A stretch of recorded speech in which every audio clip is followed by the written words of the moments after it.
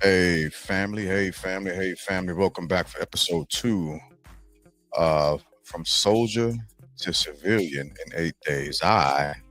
Continuing my countdown, I have 7 days left. I've got 7 days left. And I have a little bit of a surprise and something that's awesome. I've got to make sure I cover my social, but I was able to find and locate the my original certificate from AIT from Fort Lee. Ain't that awesome? The 25th of November, 1998. That's awesome. So I've got the original document for that. But today we're going to pick it back up in 2002 from after the time I was pulled out of college and I had to report to the 75th Division. Ended up with Task Force Dependable out in Fort Riley, Kansas. And that story starts like this. You are ordered to active duty as a member of your reserve component unit for the period indicated unless sooner released or unless extended. Proceed from your current location in sufficient time to report by the date specified. You enter active duty upon reporting to your unit home station. Report to 75th 33rd Brigade CSS, and it gives the address, and we report it to Fort Riley, Kansas. These orders, the original orders, mind you, are dated 23 January 2003. That's when we started this journey. And so let me start by saying, and I've told my students this in the past, that I was the worst E4 in the Army. Remember, I had got essentially forced into the IRR back in 99 because my railroad unit had disbanded and the detachment that I was actually attending, nobody told me anything. So I proceeded to college and was doing well. I was on the dean's list, didn't get to finish, so I'll be going back to finish my degrees. And got called up. Didn't know that this unit was actually getting ready to mobilize. I thought that they were just a unit where older soldiers went to retire and I was going to end up forcing my way out. I didn't want to be in anymore. The Army had made no sense to me. It had no purpose for me, and it was absolutely useless.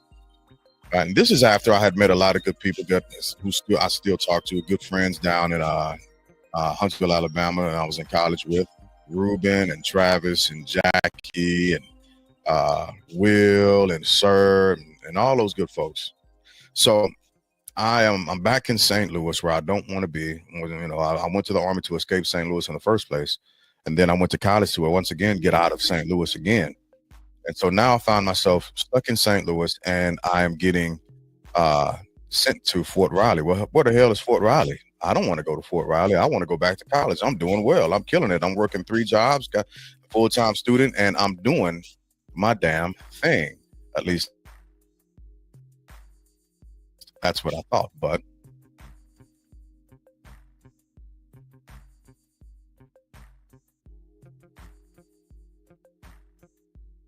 yeah, it took me a long time to get here. Had a bad attitude. I remember I got about 9 council statements in one morning from my supervisor at the time, Sergeant First Class Valerie Glesner, and he was just trying to do his best to spread me away. And it was rough. It was rough. But we got pushed forward to Fort Riley, and he had to stay in the rear. During which time, my buddy and my friend Angela Mullins ended up becoming Staff Sergeant Mullins, becoming my supervisor for a small portion of that actual mobilization. And Robert McKean, he was a captain at that time. He ended up becoming the OIC. He was the S4. So again, 92 Yankee. That's the only MOS that I hold. And so I was a supply clerk. And so we are at Fort Riley, Kansas, living in the barracks. And we made the most of it. We did our damnedest to make the most of it. And when I say we, I mean we. So this is my buddy Pedro Ortiz with my supervisor, Angela Mullins. And he was the maintenance NCO. He was AGR, or active duty. So the unit that I was in, the 75th, it had multiple different spots. It was ACRC, active component and reserve component. So we had active duty AGR soldiers and reserve soldiers that were in that unit. And when I tell you, these folks took me in, coach, trained, and mentored me on what it is to be a professional. I can't express it enough. In this picture you see Kenneth Franklin, Nate Williams, Martin Lawrence, Big Law. Great group of men that I owe the world to. Nate and Frank took me under their wings, and they straightened me out. There was a point in time where I wouldn't even order my own uniforms as a supply clerk because I was just that disgusted with the Army and I wanted to get out. I did everything I could to get out. I failed PT tests. I showed up late. I was always in civilians. For months, I was in civilians. I didn't want to be a part of this. And we got to Fort Riley, and they pulled me on. Papa P, Kevin Parks, Nate, Mullins, Frank. These folks showed me what it was and what it means to be a part of a team and to take care of soldiers. And also how to make sure you love your family. You take care of your family, put your family first. I remember all of their kids as just younglings, and now they're all adults.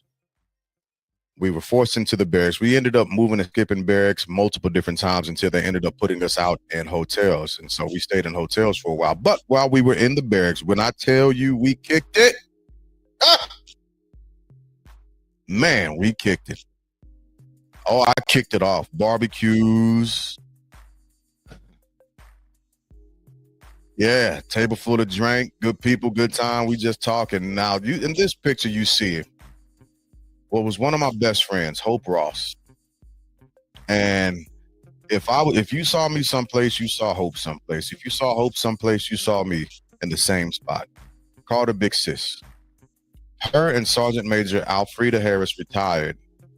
They showed me what it was, again, to seriously take care of soldiers and to show people that you care. To show soldiers that you care, despite what they're going through. You care about them and you take care of them. That's family. That's family. They gave their all to me, and I appreciate that. Hope Ross, David Fox. I was also the boss rep, Better Opportunity for Single Soldiers rep, and I would get tickets to different events. You see us here at a K-State event, and that's a phone in my hand, not a vape, because vapes weren't out back then. But we were just having a blast. I got a ton of tickets. If you look in the upper right-hand corner, very vaguely, you see JH. Son Williams retired. A shout out to Son Williams. Again, Nate, Hope, golly, Catfish. I called them fish sticks. And Jones, Boneses, man, they gave their all to me. I could have easily been going, and they refused to give up on me. They absolutely refused to give up on me. There are no words that I can express to show and say or express my gratitude and appreciation for them. Now, this is another one of the trips that I coordinated and organized with the boss for my unit. And this is when we were down and in Disney, down at Disney. And then, life goes on, life moves on. These folks helped and shape the person that I am today. Looking back and for any of my soldiers who appreciated anything that I've done for them, these are the folks that gave me that foundation. They gave their foundation. We spent more time than a little with each other. Man, I love these folks. Tragedy struck. We lost a brother. First son retired, Martin Lawrence. And it was because of his passing that after multiple years had gone by, we ended up reconnecting. You can see that we're all a little bit older. We're all a little bit more refined. So in this picture, you see last son retired, Antonio McWhirter. You see my big sis again, Hope Ross. You see Mo Witt. Witt used to cut my hair in the barracks and in the hotel. And you see one of the guys I used to live with. I shared a lot of time and a lot of good and bad times with this fella right here, Jeffrey Brown. Listen, the Army will pull you in and make you become comfortable with people you would normally not be comfortable with. There were situations that the Army has put me through that I don't wish on anybody. There are times where I didn't even know if I was going to be able to make it home for Christmas. I've missed birthdays. I've missed. We'll get to that later. But throughout it all, it gave me a core group of people that I will always be able to call mine. We shared this experience together. This is going to be a little bit longer than what I expected, but just bear with me, people. I'm walking back through my career. So, law passed, and we all ended up in Iowa. Shout out to Sergeant Major retired Randy Johnson. Also, man, he was my most favorite Sergeant Major ever. That guy knew what it was to look out for people, look out for soldiers, and just, man, hardcore Sergeant Major too. Hardcore. Loved him. And so we're here attending the services for the law, looking back on a lot of different things and just reminiscing. This was in Iowa. And of course, my buddy Brownie and I couldn't skip the chance to share a room again and hang out and catch up. I miss this fella. And just remember what it was to be in the company of another good person. And this was right before we ended up leaving. Morris Whitley, all of us, man, I miss these folks. They gave it all. They gave it their all. And so we lost Law, and shortly after that, a young lady I used to call, still will call, one of my best friends, Hope Ross. We lost her. 2 hard tragedies back to back. Tough to deal with. Even now. We shared a birthday month. We're both June babies. And when we kicked it hard for that fact. We kicked it real hard. But because of Hope's passing, once again brought us back into contact with each other. Here you see Kevin Parks and Douglas Steinmetz, first sergeant retired. I think he ended up as sergeant major. I modeled my ability of being, I was an acting first sergeant at one point, and I modeled that after, we used to call him Little Biggie, first sergeant Steinmetz. And here you see Mullins and Frank. We're trying to get our shit together after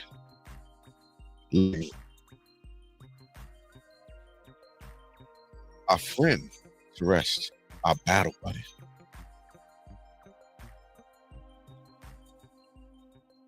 And here again, you see us at her wake, trying to catch up. Colonel Farmer, what a great man. What a great man. Just one of the best officers I've ever had the privilege of serving with. Him and Rob and Teed, just, these are the people that shaped me, that helped me get my confidence as a leader.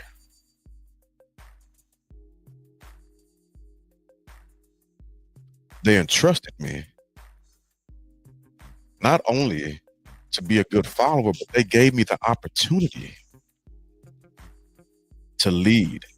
And not just that, if I failed, they picked me up and they showed me the right way of doing things. Oh, it didn't get any better than that for me. So, as we laid our sister to rest, we took that on the chin. But what I did have the opportunity to do, I need to show this picture first, of myself, Mullins, and Frank. Just, again, This is after Hope, laying Hope to rest, trying to get our lives back together, pick the pieces up, and feel normal. And for anybody who's ever lost somebody, you know how that can be a struggle in and of itself, a huge struggle. And so I am proud of this man right here, very proud of him, and I owe him a debt of gratitude like none other. My big brother, Nate Williams.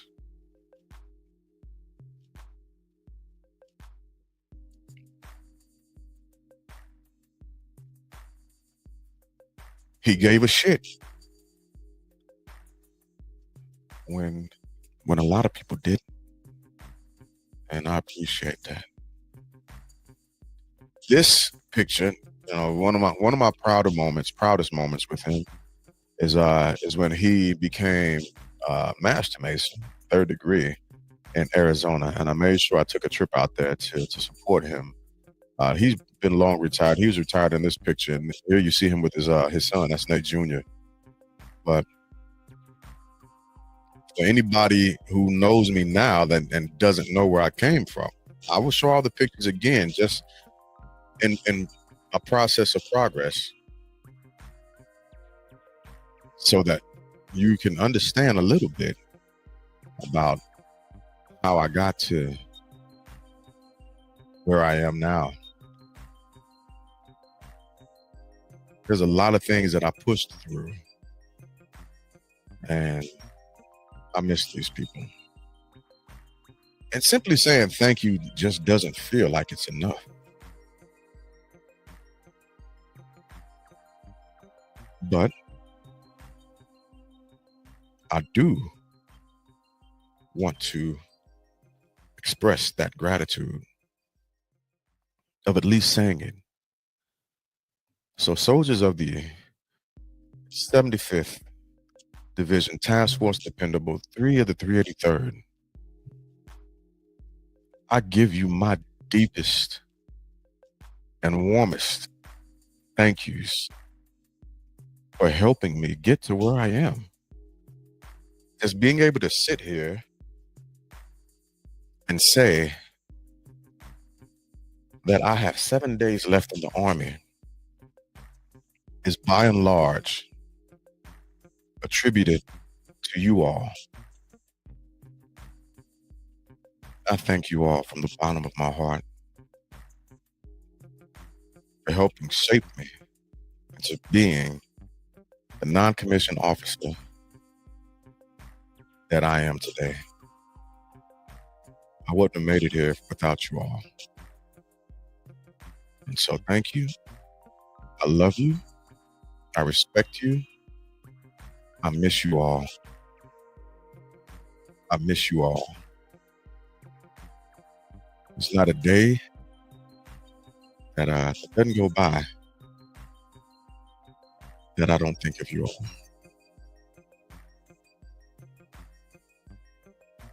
And so with that, I will show the plaque that I got from Convoy Live Fire Team. So I was a specialist when I went on board with 3 of the 383rd, and I was a supply clerk for a while. It was just Mullins and myself, and she ended up getting redeployed. So she got off mobilization, and by that time, Task Force Dependable had developed, and I was the lowest ranking member. I ended up making Sergeant E5 type. And I was able to, and I was working with Master Sergeant retired Connie Wallace and Sergeant First Class, Master Sergeant retired, I'm guessing, Tyson Robertson, and at the time, Staff Sergeant Jerome Krabby, Staff Sergeant Hubble as well, Captain Pittman. Those were that was the S4 section of the task force. Then I ended up going to the Convoy Live Fire Team, and with the Convoy Live Fire Team, Anthony Desky, shout out to you. I didn't forget you, man. With the Convoy Live Fire Team, we trained a lot of soldiers. We were out in the cold, man. Chris Miller, thank you. We did a lot of good training. We did a lot of good things for the Army. We were training soldiers to go to get combat ready. And so during that time with the task force, I also got sent TDY to Fort Hood and Fort Bliss, trained with some soldiers. Son Hawkins, shout out to you. Daryl Hawkins, thank you. Masson Fingston, thank you. Floyd Fingston, man. David Teed, the Good Quinn, Class Spell, all of you guys. This is the plaque that I was presented once I left in 2006, Fort Riley. And to read it to you, because it's backwards, it says, presented to Sergeant E5 type James Glass for service on the Convoy and Convoy Live Fire Team, January 2003 through July 2006, Task Force Dependable, Fort Riley, Kansas. This plaque means so much to me now than what it has throughout the years, but now this means a lot. It means so much. Nobody can take this experience away from me. So I left 2006, moved down to Texas, and I ended up joining another unit. My next unit was the 370th Quartermaster Company in Fort Worth, Texas. They've since moved out to another area in Texas. I got to try and find some pictures from when I was with those guys.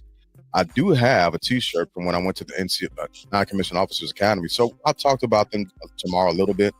And then I'll also talk about my segue from being a reservist, coming off mobilization, to getting on AGR and reporting to my first unit in Evansville, Indiana, with the 380th Quartermaster Company. Been coming in contact with my mentor, Mason Ari Hayden, Sean Plaha, and those outstanding soldiers of that time and that era. So with that being said, that's a story for tomorrow. I can't tell you now. So I'll give y'all that tomorrow.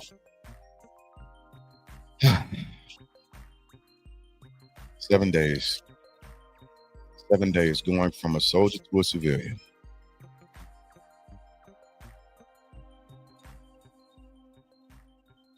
It's amazing. So thank you for listening to my drawn out Fort Riley, Kansas stories.